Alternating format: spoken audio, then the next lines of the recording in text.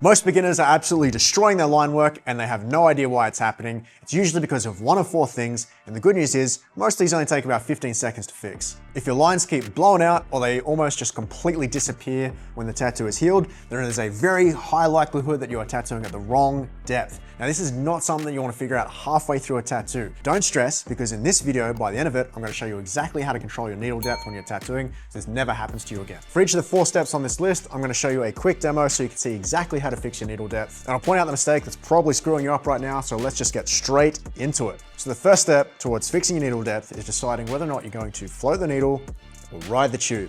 Now, when it comes to riding the tube, I don't really recommend it. What this means is that you only stick the needle out just far enough so that you can't possibly go too deep, because the cartridge will block you from pushing the needle in further to the skin. The good news is this prevents you from getting blown out lines most of the time if your hand speed's correct. The downside is it dumps a hell of a lot of ink all over the skin, so you can't actually see the stencil when you're tattooing.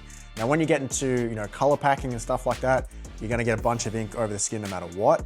But that's okay, because you don't need as much precision as what you need when you're doing line work. So this is a really, really big downside. It's gonna make it harder for you to get clean, crisp lines. It makes it very, very easy to make a mistake. Floating the needle, on the other hand, this is where you hang the needle out a lot further, all right? And this allows you to see only a tiny little bubble of ink that's going to hit the stencil while you're tattooing, so you have maximum visibility because of the reduced ink flow. This is what I recommend when you're doing line work. You're gonna get a lot more accuracy. Now, this can seem quite scary when you're just starting out in tattooing, because it feels like only the slightest movement, you just blast too deep into the skin and absolutely destroy the tattoo.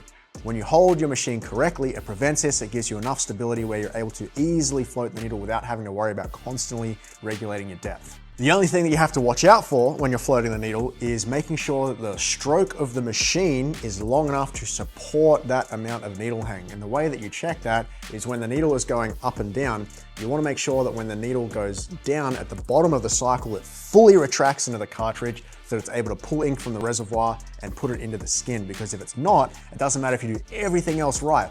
Okay, you could have the right angle, the right hand speed, the right depth, but if the needle isn't going up into the cart and pulling the ink out, then you're just not going to put anything in the skin except a whole bunch of trauma. So step 2 is you want to make sure that you keep your machine angled, okay? When I tattoo a line, I usually have my machine like about, say, a 70-degree angle. Sometimes I'll increase that a little bit more if I'm using a really thick liner, like a 14 or even an 18 round liner, just so that all the sharps within the grouping can evenly penetrate the skin. The thing that you have to remember though is when you have your machine on an angle, the more that you increase the angle of the machine, okay, you have to reduce the depth that you go into the skin, because all the length of the needle, if it's going directly down, it's very quickly going to reach that 3rd layer of the skin. But if it's at an angle and the needle goes across the skin, there's more distance. You can put more of that needle into the skin without hitting that 3rd layer. Step 3 is you want to make sure that there is a little bit of glide, not just on the skin that you're about to tattoo, but also on the glove of your tattooing hand. Now, you only need a little bit,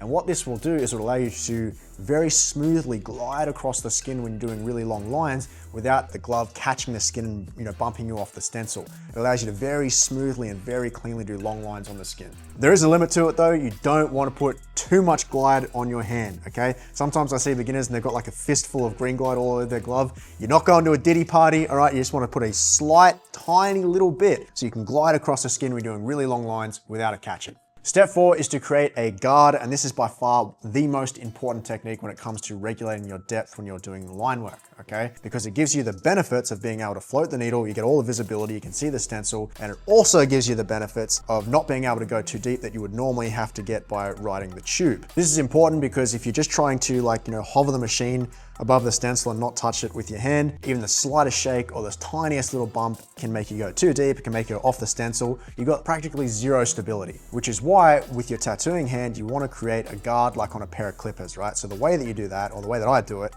is that when I put my hand on the skin, I have my pinky finger and my ring finger pointed out like this.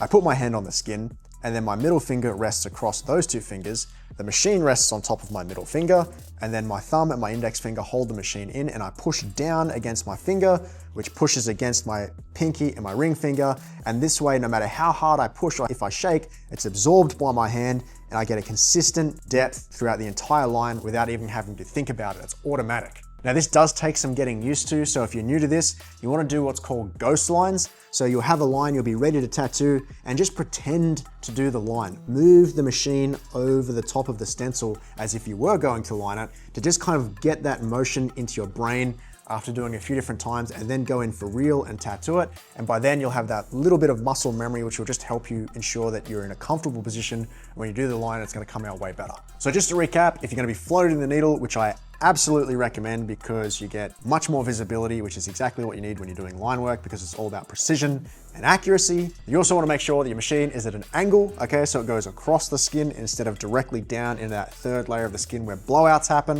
You want to make sure that you apply a little bit of glide, not only just to the skin that you're tattooing to lubricate the needle, but also a tiny little bit on the glove of your tattooing hand as well, so that it doesn't catch when you're doing a long line and bump you off the stencil, or even worse, make you jam the needle in the skin and just get a nasty blowout. And you want to make sure, most importantly, you create a guard with the fingers on your tattooing hand so that you can automatically regulate the depth instead of having to think about it by hovering your hand over the tattoo, because I promise you there is no professional tattooer that does that has good, clean, solid line work. Now, when you're doing it right, you should be able to see nice, bold, solid, clean line work like some of our students just here.